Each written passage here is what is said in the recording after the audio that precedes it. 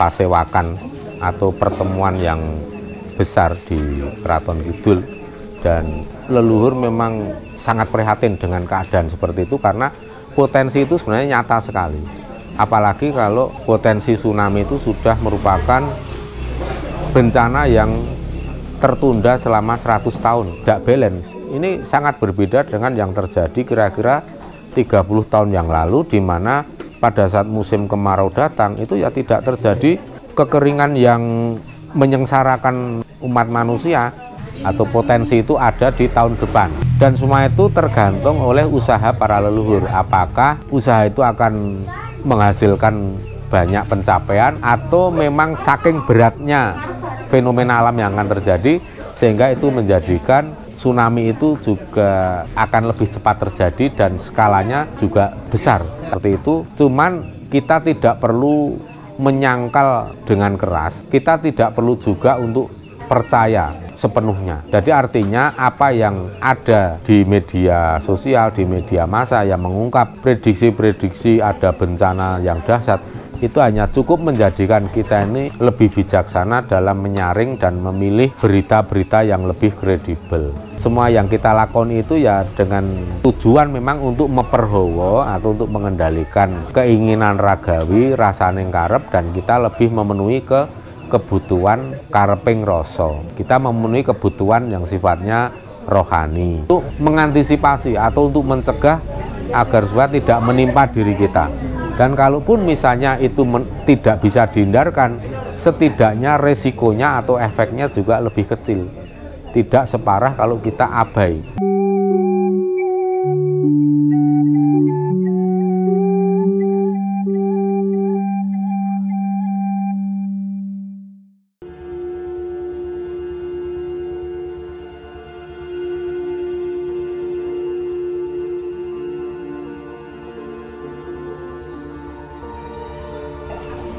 Jadi begini ya, untuk kekhawatiran banyak orang tentang tsunami, tentang gempa besar yang kemudian menimbulkan megatrust. Sebenarnya kan bencana utamanya itu kan gempa bumi, terus kemudian men-trigger menjadi tsunami.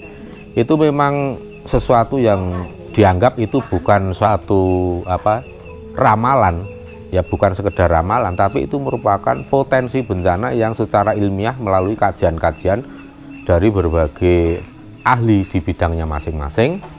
Ada geolog, ada BMKG, ada semua tim-tim yang mengkaji itu benar-benar mencatat bahwa ada potensi yang besar, cuman kapan itu terjadi kan sulit untuk ditetapkan rentang waktunya kapan ya.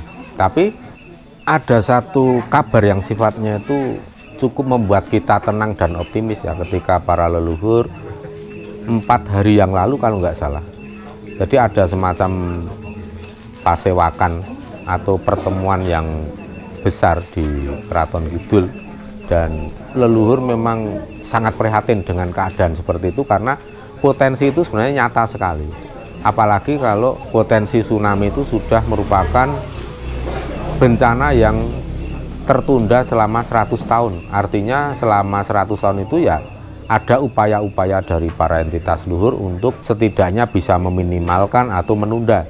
Tapi kan semua itu memang satu hukum tata keseimbangan alam yang tidak bisa dihilangkan, dan leluhur pun sangat menyadari bahwa adanya gempa dan tsunami itu merupakan potensi, itu merupakan suatu kebutuhan ya. Kalau saya bilang kebutuhan karena tata keseimbangan alam ini butuh yang namanya kalibrasi, butuh yang namanya menata pola-pola keseimbangan yang sudah banyak terjadi chaos atau banyak terjadi kekacauan, sehingga tidak nyaman lagi untuk ditinggali para makhluk hidup. Termasuk kita itu kalau merasakan adanya perubahan cuaca yang sangat ekstrim, suhu lebih panas, kemudian terjadi kekeringan pada saat musim kemarau, dan banjir bandang yang luar biasa besar pada saat datang musim hujan, itu kan sebenarnya tidak balance. Ini sangat berbeda dengan yang terjadi kira-kira 30 tahun yang lalu, di mana pada saat musim kemarau datang itu ya tidak terjadi kekeringan yang menyengsarakan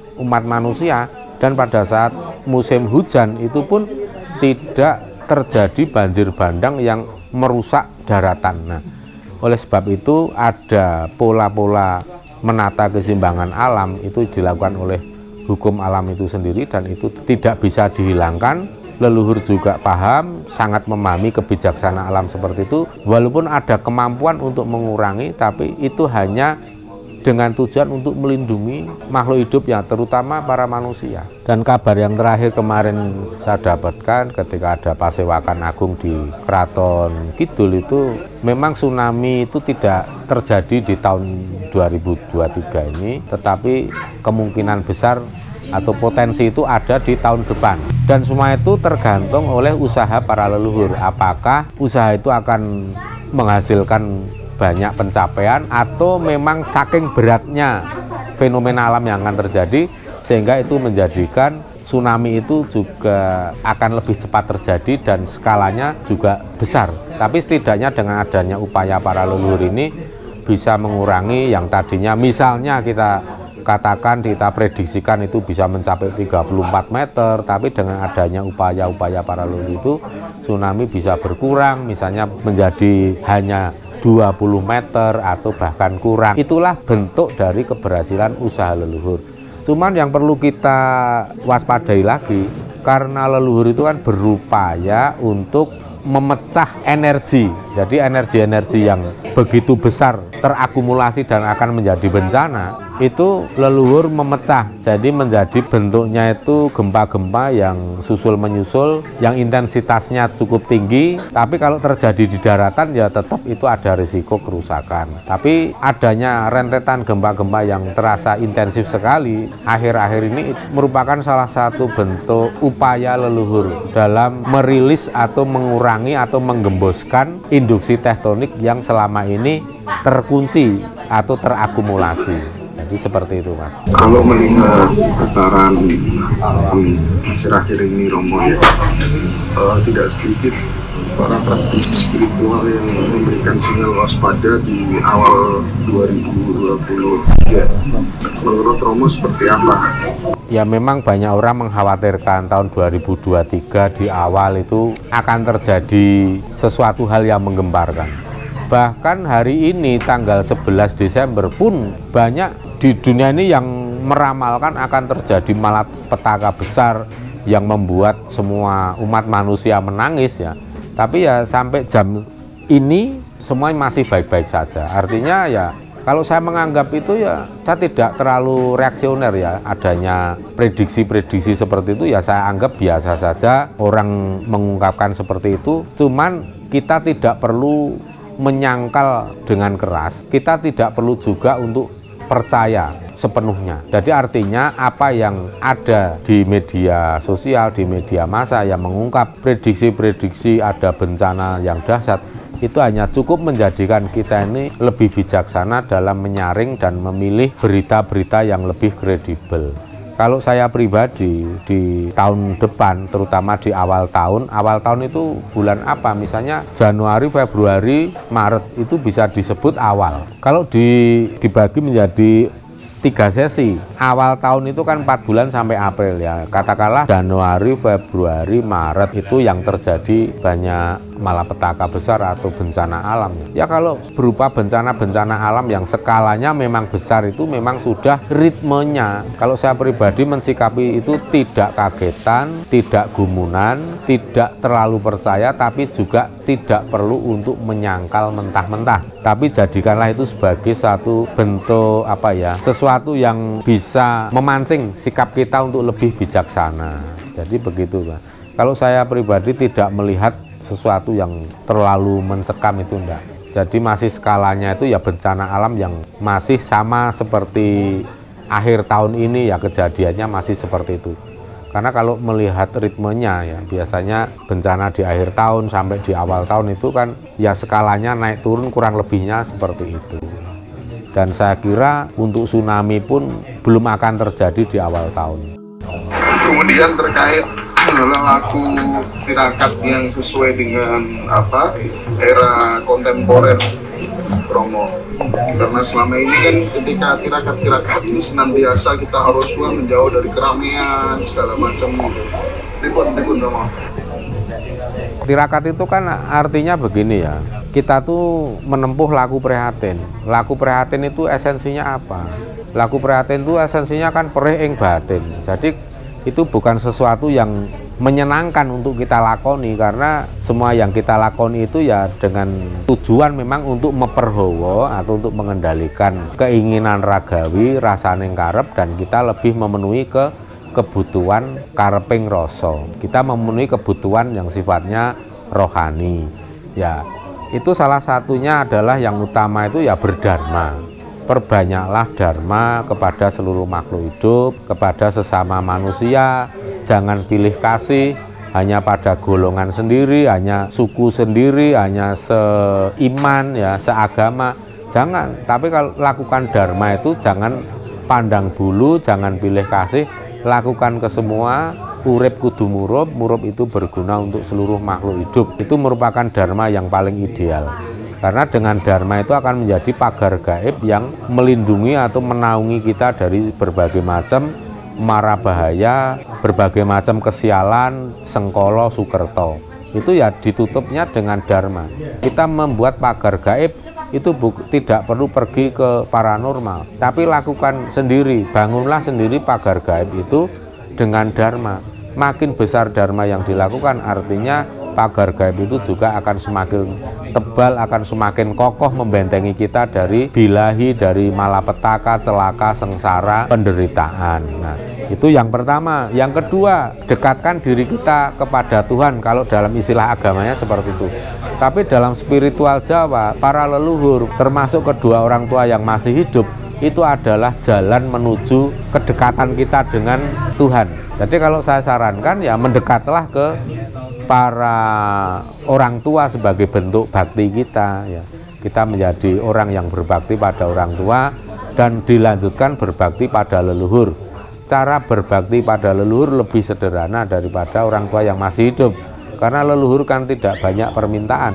Kalau kita berbakti pada leluhur ya cukup datang, marak sowan, atau lakukan tirakat, nyekar, ziarah ke leluhur, bersihkan makamnya. Itu sudah merupakan bentuk bakti kita pada leluhur, dan nanti efeknya leluhur juga akan memberikan perhatian lebih kepada kita. Kalau kita akan ketemu yang namanya kesengsaraan, malapetaka, bilahi, kecelakaan, pasti leluhur akan sudah berupaya untuk mengantisipasi atau untuk mencegah agar supaya tidak menimpa diri kita. Dan kalaupun misalnya itu tidak bisa dihindarkan, setidaknya resikonya atau efeknya juga lebih kecil, tidak separah kalau kita abai. Nah, itu terus kemudian kita lakukan, selain kita merapat ke leluhur, kita nyekar, membersihkan makam leluhur, kita juga bisa mengaturkan bakti itu dari rumah. Misalnya kita membuat pisungsung atau sesaji kepada para leluhur yang dilakukan setiap malam Jumat pasaran apa saja, dan ditambah lagi malam Selasa, terutama malam Selasa Kliwon. Itu kalau bagi orang Jawa. Kalau bagi para semeton di Bali, para sedulur-sedulur yang ada di Bali, itu kan dilakukan setiap hari, bahkan setiap hari itu dilakukan pagi, siang, sore, bahkan bisa malam. Itu ya intinya itu adalah mendekatkan diri kepada para leluhur melalui bakti kita kepada para leluhur, seperti bakti kita kepada orang tua. Itu yang akan menjadi pagar gaib, dan Anda bisa niteni orang-orang yang sukses itu pasti anak yang paling berbakti pada orang tua, itu yang paling sukses lahir batin. Apalagi kalau panjenengan sudah paham lebih dari itu, paham spiritual Jawa. Bakti itu tidak hanya berhenti pada leluhur saja, tapi diteruskan kepada para leluhur yang menurunkan orang tua, karena otomatis kan mereka itu, beliau-beliau itu menurunkan kita ini, maka kita berbakti pada orang tua sampai kepada para leluhurnya.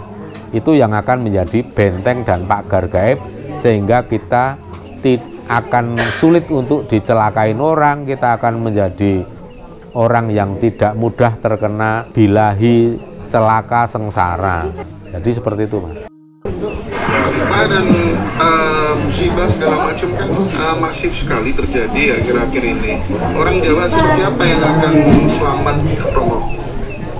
orang Jawa yang akan selamat, yang pertama orang Jawa yang berdharma, orang Jawa yang berbakti pada leluhurnya, pada orang tuanya, dan secara lebih universal orang Jawa yang mau kembali ke kearifan lokal. Kenapa kok kearifan lokal atau local wisdom?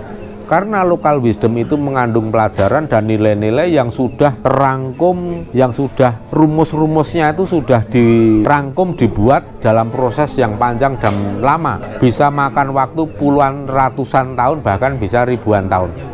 Artinya local wisdom itu akan menjadi lebih kredibel, menjadi lebih terpercaya. Karena apa? Local wisdom itu seringkali berbicara soal kasunyatan, soal bukti. Jadi local wisdom itu di situ tidak memuat belief system atau keyakinan, tetapi di situ rangkuman ilmu kasunyatan atau ilmu fakta. Jadi orang mau percaya, mau tidak percaya, itu akan mendapatkan efeknya masing-masing. Kalau orang yang percaya, tentu saja efeknya ya akan menyaksikan manfaat dan hasilnya.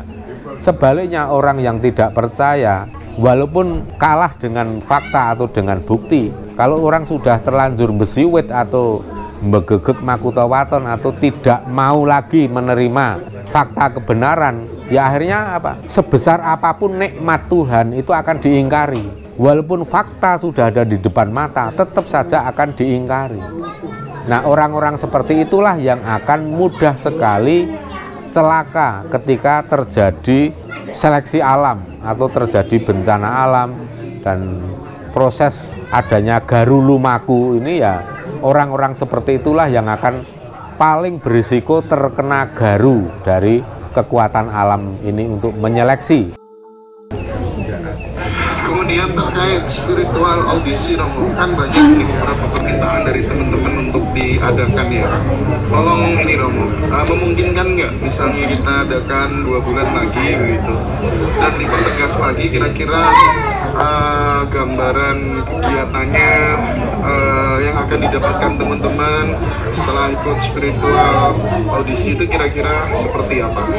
Jadi kalau untuk soal spiritual audisi, kalau kita lakukan 2 bulan ke depan, artinya antara Januari, Februari, Maret, itu kalau menurut saya pribadi itu cuaca ini masih terlalu riskan untuk kita lakukan untuk event-event seperti spiritual audisi, karena mayoritas acara itu ada di outdoor atau di ruang terbuka. Tidak kita lakukan di dalam gedung, tidak kita lakukan hanya di satu tempat saja, tetapi kita akan berpindah dari satu tempat ke tempat lain. Dan di 2 bulan, 3 bulan ke depan itu kan masih risiko cuaca buruk itu masih besar sekali. Jadi kiranya itu tidak memungkinkan untuk 2 bulan, 3 bulan ke depan. Dan untuk manfaat yang didapat ya seperti yang pernah saya sebutkan dalam video-video sebelumnya, itu memang biasanya dari testimoni para peserta itu akan merasakan sesuatu yang berbeda, akan merasakan suatu kemampuan yang ada di dalam diri itu bisa berkembang yang